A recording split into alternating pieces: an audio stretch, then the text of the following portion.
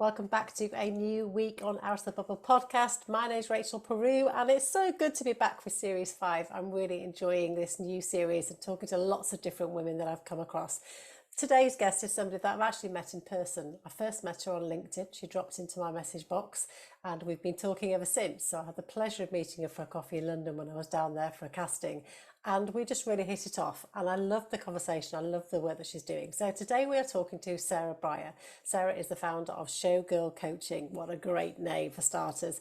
And she really helps introverted women to find their confidence, find their voice, and kind of understand themselves a little bit better so that they can go out into the world with confidence without being labelled as shy. Because I know from personal experience, I was always labelled as the shy one, the quiet one. And the more you are told that from a young age, then the more likely you are to stay quiet. And it's taken me quite a few years to unpick that. Happy to report that I have now found my voice, as you probably can tell, but I'm still that introvert. So it's understanding our personality traits. So I'm looking forward to this interesting conversation with Sarah. So hello, Sarah. Welcome to the show. It's so nice to see you again. I'm so excited to be here. We're virtual, then in person and virtual again. So excited. I know, and I said in your introduction, it's those connections where, it's great to drop into people's inboxes, and I love the conversations that I have with people and those connections. But when you meet in real life as well, it just confirms everything about that person. I really enjoyed meeting you, and I love what we're going on to do together now. So welcome to the show, finally. Thank you so much. It's such an honour to be here. I know you've had some fantastic guests, so I'm deeply honoured to be here. Can't wait to tell everyone. We've got lots to talk about. And, I was looking at your Showgirl sign in the background. I love that name, Showgirl Coaching. For anyone that doesn't know about you, how do you kind of describe yourself and what you're doing to people? So what I do is I help women who are introverted to increase their confidence.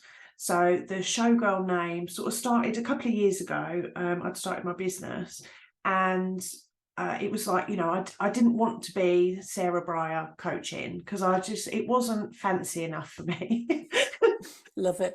You get me. It wasn't glamorous enough. It wasn't fancy enough. I wanted to be like something that people feel really drawn to, that it's like a bit of a talking point, which it often is. And I love, theatre and sort of dramatics, and I'm dramatic as a person, and it was like what kind of sings to me. And the kind of the thought behind it is that we are often putting on a performance.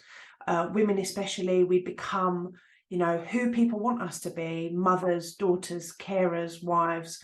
We turn up and we do the job that is required of us, but behind that is the real us, the one that is terrified if we make a mistake, if we we say the wrong thing, this thing called imposter syndrome, where we think that we don't deserve to be there.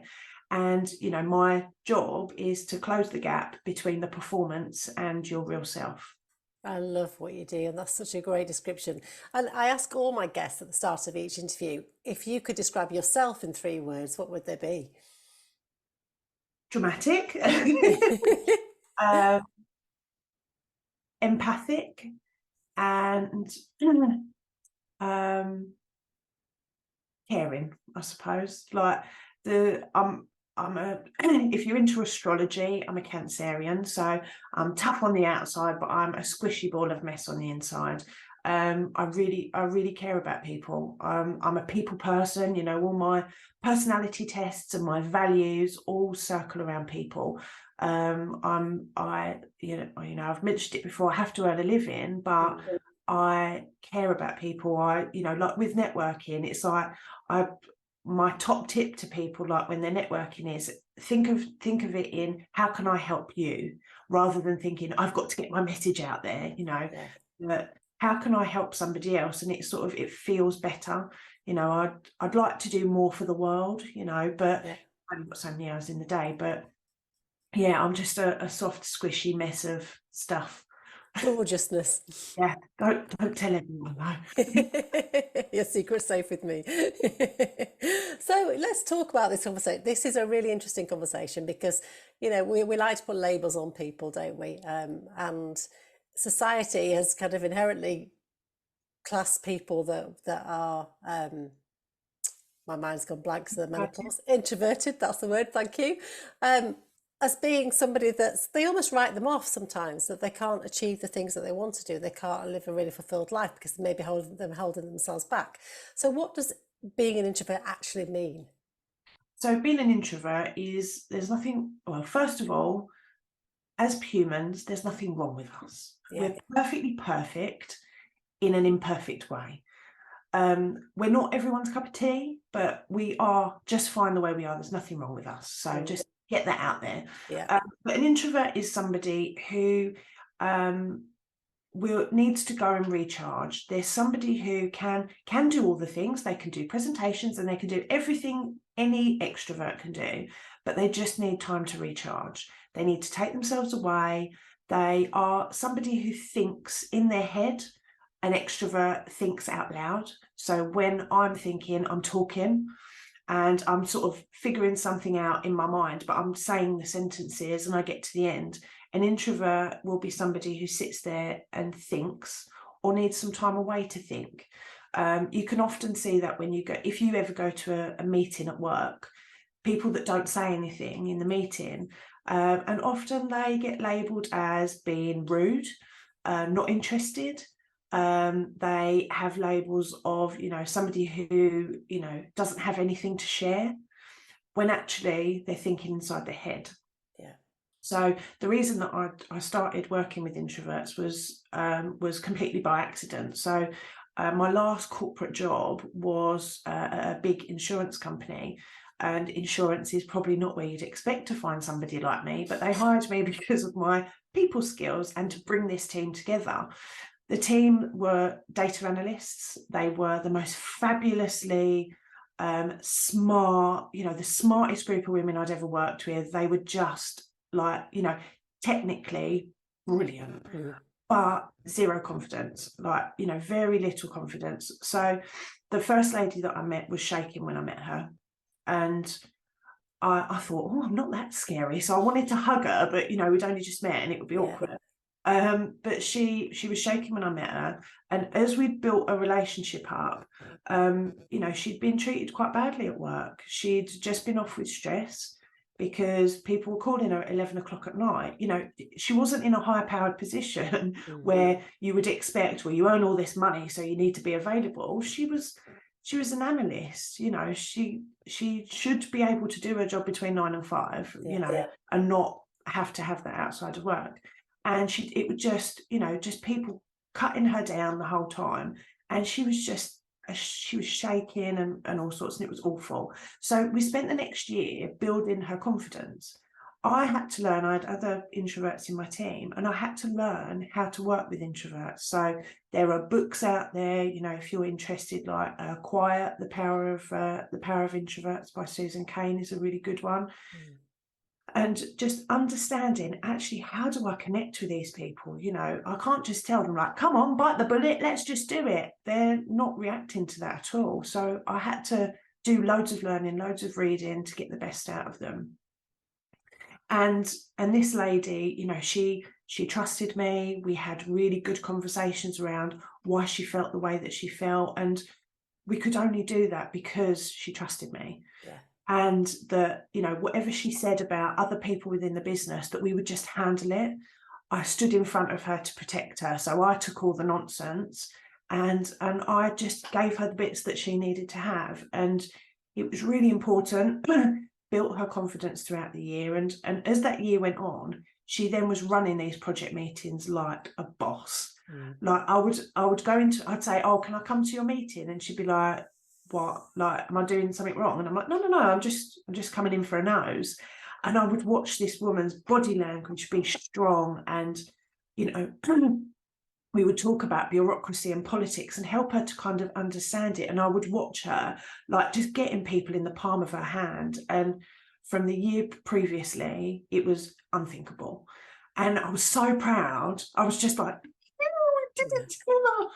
And I was so lucky. And I'd left that business just, my role got made redundant in COVID time, sort of December 2020.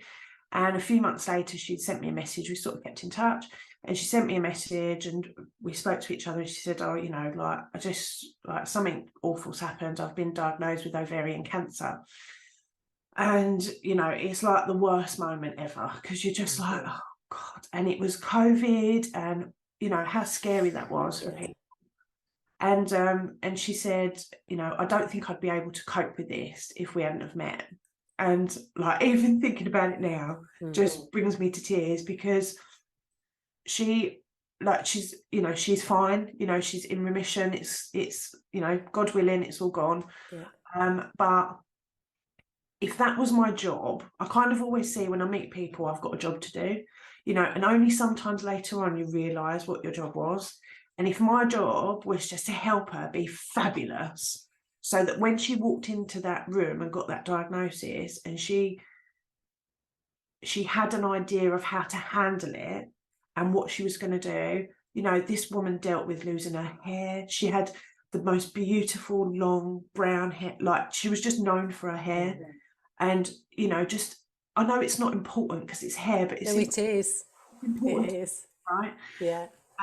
And just how she approached it. She got a couple of new wigs, and she would model them and put them on Facebook. And I just thought, oh my God, to be you is just, you know, that transformation was just amazing. It's something that, you know, I was there, I helped her, but she had it in her the whole time. Yeah, that's the thing, isn't it? That's the key thing. It's unlocking that, because I'm an introvert, and we were talking earlier about, you know, that damaging label of being called shy when I was younger.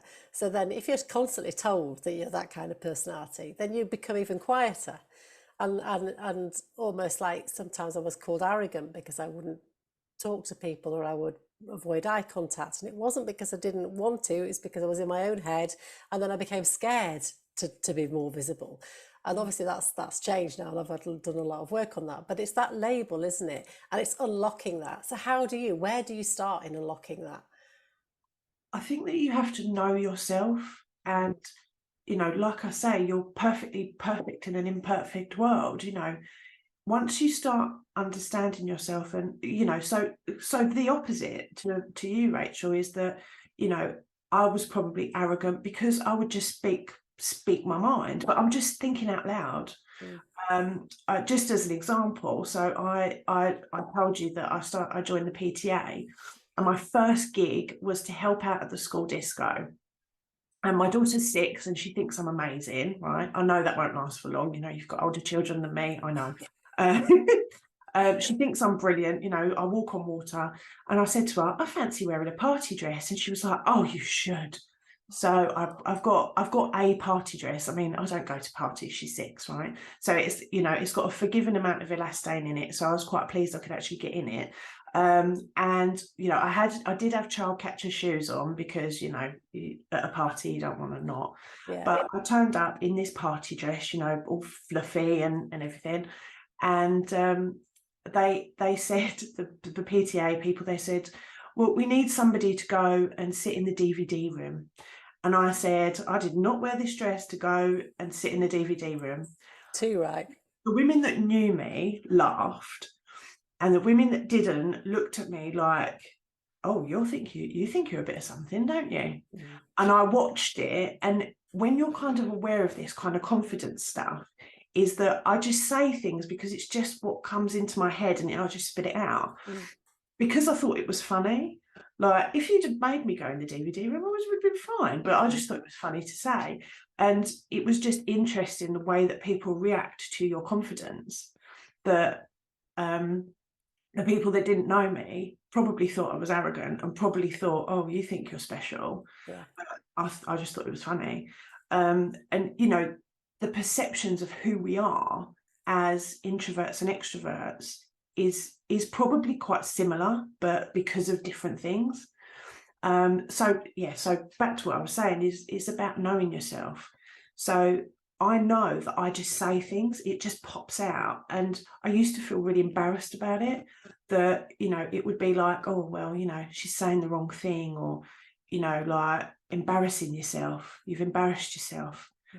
And now I own it. And I, you know, if I make a mistake, I apologize for it. Or if I say something I didn't mean it in that way, I apologise straight, and I say, I'm really sorry, I didn't mean it to actually. When I just heard myself say it, it was, and instead of feeling that kind of shame, I suppose, that I've said something or done something, I kind of just deal with it straight away. It's the knowing ourselves and understanding, like, when I help my clients, I get them to do like an MBTI, Myers-Briggs assessment. So you can find it online. So you can go to 16personalities.com and go and find out what your personality type is, and it's free, and you can understand all of this stuff. So I would always. Brilliant. I'll add the link to the notes for that. Thank you. It's really good. It's really good, like, as a nice free resource to get to understand yourself. You get a list of strengths and a list of weaknesses. And the weaknesses don't mean that you can't do these things. It just means it's a little bit more challenging. So my weaknesses are around detail. If you gave me a stack of notes and went, I need you to go and present this on stage in front of 1,000 people, go do it now, I'd be scared, but I'd be like, okay. If you said, right, I need you to sit down and do your accounts now, I'd be like, and I'd go and find something better to do, because detail is not my thing. As we grow up and we do jobs and stuff, I was told that I wasn't good at stuff and that I was imperfect, because, well, you can do all this presentation stuff, but you should also be able to do all this detail stuff. Not true. Yeah. I'm good at the presentation stuff. Make me do more of that. The detail stuff, why don't you get somebody who's really good at detail to do that? Yeah. And it made me feel crap, because it was like, I'm not good enough, when actually I am perfect the way I am. And if I have to do this detail stuff, it's going to take me a bit longer. I'm going to have to try really hard, and I need loads of I don't need any distractions. So I know myself. And I suppose just the way that I work with people is to kind of understand that you're not stupid, you're not thick, there's nothing wrong with you because you don't do detail or because you don't do presentations. Yeah. You've just got to attack it in a different way. Like, if I was doing my accounts, I know that literally my phone has got to be in a different room. Because it would just like, I can just procrastinate a little bit. Yes. Yeah. And all of that stuff. So just knowing yourself. And another thing that is really useful to know is your values. And have you ever done a values assessment, Rachel? No, I haven't. No, this is all new to me, which I find really interesting. Love it. So with a values assessment, it's the things that are important to you. So I probably shouldn't say this on the podcast, so maybe I'll censor myself a little bit. I'll tell you the real story later. So with our values, they're the things that run through us, like the words in Blackpool Rock, right? They're the things that are the closest to us. So we all like to think that we're honest, we've got integrity and all of that, but actually sometimes they're not the biggest things. And it's when you have two ideas that are clashing, it's which thing you're going to choose. So for example, I'm pretty honest in the most part, I would say. I have loads of integrity. I care about things and all the rest of it. But honesty and integrity are not my top values. My top values are on a post-it note in my drawer here. So they're autonomy, happiness, meaningful work, money, and relationships. And what that means is that with those 5 values, is that if I had to choose a situation where, let me give you an example. So when I was, let me give you this example. So if you saw a woman in a supermarket and she stole some baby food, right? Now, one person might look at this situation and say, she's obviously hard up. She needs to feed the baby, let it go. Another person would say, but she's stealing. That's not right. Neither point of view is right or wrong. They're looking at the same situation, but with a different pair of eyes, and that's their values. So one person has honesty in their top 5. It is right up there. The other person probably has like empathy, people, something else in their top 5. And it's when you look at a situation differently, that's why we argue. And that's why, your husbands and wives look at exactly the same situation and you're like, I can't understand why you're not seeing it like this. Yeah. it's so obvious to me, but your values are slightly different. And when you understand your values, you understand why things have happened throughout your life, why you've prioritized one thing over another. One of my examples was when I was a manager of a group of people many years ago. One of my team was at risk of redundancy, and I knew that she wasn't going to get made redundant. It was a bureaucratic list of stuff that you have to do to fulfill all requirements and all the rest. And she was just on a list because she had the same job title as somebody else. She was in a different department. She wasn't going to lose her job. What I knew was that if that lady, who's a single mum of a little person, she was quite anxious as a person anyway. If she thought for 30 days that she was going to lose her job, she would have been inconsolable. Yeah. Wouldn't have been very good at work. She would have worried. She would have had sleepless nights. I couldn't live with that. Yeah. So I told her, and I probably shouldn't have, I told her that, look, don't worry about it. You're not going to lose your job. I promise you, you're not going to lose your job. Because that was more important to me, because relationships, meaningful work, and happiness is on my list. Yeah. Not, honesty, integrity, bureaucracy, and all of that, Yeah. Whether I did the right thing or not is, I did the wrong thing. I shouldn't have done it. But for me, I couldn't have lived with myself knowing that woman would have worried for a month that she was job and house and all that. I wish they taught all this kind of thing at school, because it seems to me that if I knew about these personality traits in me, that obviously they change as you grow and they evolve, don't they? But it would be a great place to start, wouldn't it, as you're going out into the world, to know more about this human design and where your personality fits into the world. Yeah, and even with these, they make you do them as you go into like corporate jobs. I've done these a couple of times, but they do the report and then they go in a drawer.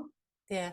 You don't get that kind of, there's a book, a new kind of, these sort of newfangled ways of working. It's called Working Genius. And it talks about your place in like a project, right? So like probably like even doing a podcast, there's like lots of things that you've got to do, and there's probably bits that you enjoy loads and enjoy least. And it's because you've got a genius within that kind of life cycle, if you like. Yeah. You are really good at that. But we kind of don't get taught that at work. We have to be good at everything, which is completely not true. So understanding that, you're an introvert, I'm an extrovert, we've got this project. Rachel, do you want to give a go doing the presentation? No, not bothered. I'd rather look at the numbers. Sarah, you're happy to do that? Yeah, great, lovely. Yeah. It's not to say that you would never do a presentation, that, obviously the job that you do, you're doing lots of outgoing, confident work. Yeah. Not to say that you can't do it, but you might choose not to do it. I don't want to do it. Let's give it to somebody else, But these reports, they sit in drawers and nobody ever looks at them again. And I think sometimes it's because they're not interpreting them properly and understanding actually how does it work with me as a human being, not as just a worker. Yeah. And it's interesting going back to that point about being, you can have confident introverts, can't you? I am confident. I'm confident in what I'm doing. I'm a confident woman now. It's taken me a while to get to that space. I haven't always been, but I am now. But I equally need my own space to recover from that. So if I do put myself out there, if I'm working, it takes a lot more out of me than maybe it does you if I'm putting myself forward. It just need to rest and recuperate in a different way, I guess. But there is this misconception, isn't there, that introverted people aren't confident, and that's not always the case at all, is it? No, absolutely not. There's like, if you think of one of the most famous introverts that we probably know is Beyonce. Beyonce had this alter ego when she went on stage of Sasha Fierce. It was the name of her albums a few years ago. That was up until the point where she didn't feel confident. So if you can imagine this multi-billionaire, billion-selling platinum artist, even up until a few years ago, I think probably it was like 2010-ish, up until that point where she'd been in a girl group, she'd done all of this stuff, she didn't feel confident, she had to put a mask on. Well, if she doesn't feel confident, I'm sure as hell the rest of us, are all right with not feeling a bit confident, And And I suppose, you know, the same with me. I haven't always been confident, but as an extrovert, you have different ways of demonstrating it. So if I was in a presentation, for example, I would talk fast, I'd fidget, I would like waffle. So that they were all my tells of my nervousness. Mm. An extrovert goes loud, an introvert goes further into themselves when they're Yeah. not confident. And it's sort of like you kind of have to when we're confident, we sort of meet in the middle, that we speak confidently, calmly. You know, we don't waffle, we get our, think we're exactly the same, showing that confidence. Yeah. But our stresses kind of go in a completely opposite direction. But introverts absolutely can be confident. But I think it's just so much time and so many times of being told that you're shy, because that's kind of what happens as a kid. Yeah. You get these excuses, oh, she won't get involved because she's shy. Yeah. And then you hear it in your head that I won't do that because I'm shy. I'm shy, so I can't possibly do that. Mm. And, you know, I said to you before, Rachel, I hate the term shy because Yeah. it's terminal. It sounds like, well, you know, like you're tall. Yeah. You're tall and shy. That's it. You'll never be short. You're, you know, Yeah. it's just like that is a label that you've got. But, Yeah. you know, lacking in confidence, you know, and even shy is such on the tip of our tongues that when I talked to my daughter, I said to her like a few weeks ago, I said, oh, were you feeling shy? And I tried to shove it back in Yeah. because it's so on the tip of your tongue. And I'm like, no, darling, what you were feeling is you were just not feeling confident. Mm. And even, you know, I talk about this stuff all the blinking time. and even still that word is on the tip of my tongue. So it's so pumped into us. I hate it. Yeah, me too. And it's interesting because I know you've been talking recently about body confidence as well, which is all part of it. It's all part of our personalities and how we present ourselves in the world. And I've recently done a survey with 200 women over 40 about how body confident they're feeling. And the results are really sad. I mean, some women are really struggling out there. I think 47% of women scored themselves below 5 out of 10 in their body confidence. Where do you even begin with that? Do you find that a lot with your clients? I haven't had a lot, but you see it a lot online. I Mm. think with just like surveys like yours, that it saddens me because also I think people have an assumption that women that struggle with body confidence are larger, Mm. which is completely not the case. Yeah. I remember talking to a lady who was, you know, she was like a size 8 or 10. She was tiny, Mm. and she had parts of herself that she couldn't look herself in the mirror from the neck down. Yeah. And to me, like I'm a 18 at best, I thought, what? Mm. Why is this? And I'd recently seen a hypnotherapist about like the way I eat and stuff like that. And what I said to the hypnotherapist was, I don't hate how I look. Mm. Like I'm quite, you know, it is what it is, Mm. right? I don't hate any piece of me. I think, oh babe, that wobbles a bit, but I don't hate myself when I look in the mirror. And why do I not feel like that when this other woman detests her body and she is what I would, you know, what I could look at as idyllic? Mm. And just the way that we feel about ourselves, the way that we've been brought up, the words that we've had pumped into our heads. I mean, I stopped reading women's magazines over a decade ago Mm. because I felt it to be so toxic. Yeah. I think I'd walked past one a few years ago, and I remembered looking at it and thinking, and that is why I don't spend my money on that. And it was like Colleen Nolan. She's on Loose Women. Yeah. She's in her 50s, I think, maybe a Yeah. bit older. And she was on a beach, minding her own business. And, you know, I don't know, maybe she put a bit of weight on or something. They had a really unflattering photo of her on the front of this magazine. And I thought, you know, if that's what we're going, oh my God, she looks awful. Look Leave at the woman her. alone. Let her enjoy Yeah, her holiday. disgusting. Like, what has she done to herself? And it's like, just, you know, aren't we lucky that no one takes photos of us and puts it on the front of magazines when Yeah. we're not looking our best, you know, when we've got our, you know, we're looking down and you can see chins and God knows what else. And I just thought, how awful that you're almost encouraging other women to point at her and go, oh, Exactly. disgusting. Yeah. And then we look at ourselves and go, oh my God, my thighs are like hers. People are going to point at me and go, ugh. When actually, you go on a beach or a swimming pool. There was a long time that I wouldn't go on a beach because, as a young woman in my 20s and 30s, because I exactly thought that people were going to point and go, oh God, get that whale off the beach. Yeah, isn't it ridiculous? Because I was exactly the same, Sarah. I really struggled in my 20s and 30s to swimming, going on holidays, swimsuits and stuff was a nightmare. I hated it.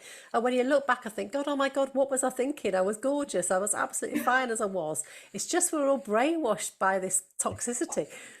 Yeah, and then it was only kind of, I suppose, like having my daughter and having a different focus and looking at the world through a different and thinking, I don't want you to ever feel like that. I don't want you to worry about what I want you to eat healthily and all the rest of it. And I don't want you to have the weight problems that I've had, but I don't want you to look at yourself and hate any part of you and worry and all of that.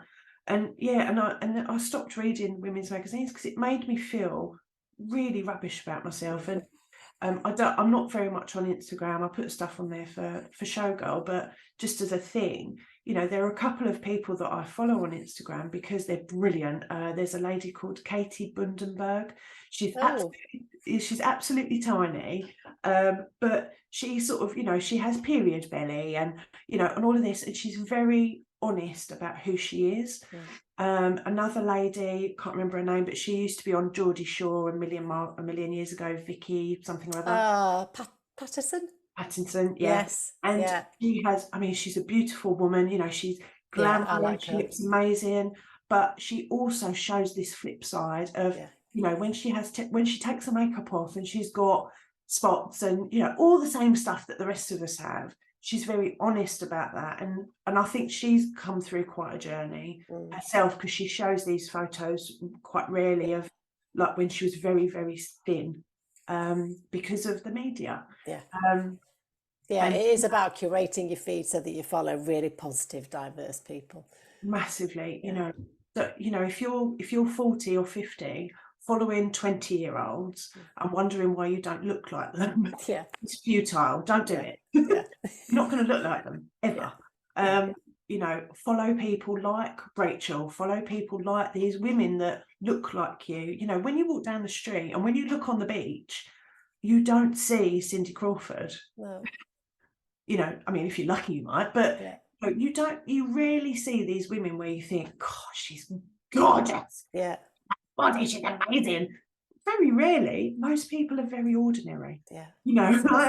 We're all imperfectly perfect. We've got bits, or we're too tall, too short, feet are too big. We're all just, and I think when you look at all this stuff on Instagram and it shows you the 1%, doesn't it? This very sort of top layer of, and another one that I saw a few years ago was it made it into the media about one of the Kardashians, and she wouldn't allow an unfiltered photograph to be published. It was a beautiful photo, but it was very photoshopped, or whatever it is that they say.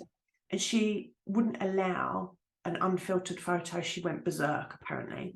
And I thought that says more about her confidence and her lack of confidence than anything else, because underneath the Photoshop she still has dimples and pimples. And a lack of confidence and insecurity like all the other women. Just like the rest of us. So what's next for ShowGirl Coaching? What's your kind of dream goals? What are you aiming for next year? So for the forthcoming year, I'm working on some more corporate stuff. So wanting to get into businesses to help this kind of, the type of women I work with are these sort of junior, mid to sort of mid-level manager type people. So because what I believe is that women are not getting to executive positions, they're not getting to the board. You will have seen statistics on how many women are in a boardroom and all the rest of it. Not very many. Because at that lower mid-level, they are not given the confidence. You're sort of, you get to this like lower mid-level management, and then you go and have your baby. let's generalize for a minute, but that's when the kind of the body clock starts going. And then all of a sudden, you've then got kids to look after, other responsibilities, and career is not your main focus. And also you've lost your confidence a bit because, you know, you've been out of work you've been Yeah. away from work for a year and all of those things. So my aim is to kind of get into and educate corporate businesses around introverts and their confidence. So women and confidence generally, but introverts and their confidence too, because the introverts that I come across don't make the ask. Yeah. They are so brilliant that they expect people to go, you are brilliant, I'm going to give you a pay rise, because they're demonstrating all the good stuff. The organisations are not doing this.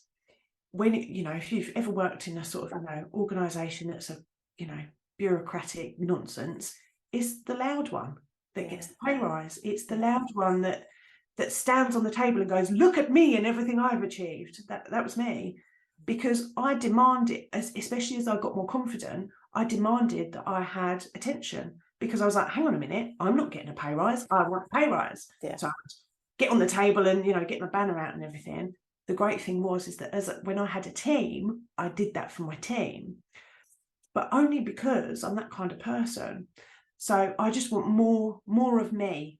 I don't know how much the world can stand of me, Rachel, but Lots. more, Lots more. but just more of this kind of, you know, who are my people? What skills can they bring? Can I stop having a go at this person because they're not going to do a presentation because they just don't want to do it, you know, and bring that kind of knowledge, that real in-depth knowledge. You know, we talk about equality and diversity and inclusion and all of that, and I think introversion, well, personality type, should be on the agenda. Yeah, I agree. Yeah, it's a fascinating subject. Thank you so much. My last question I ask all my guests: if you were to pay yourself a compliment, Sarah, what would it be? Oh, I would say, Sarah, you are fabulous and you are enough.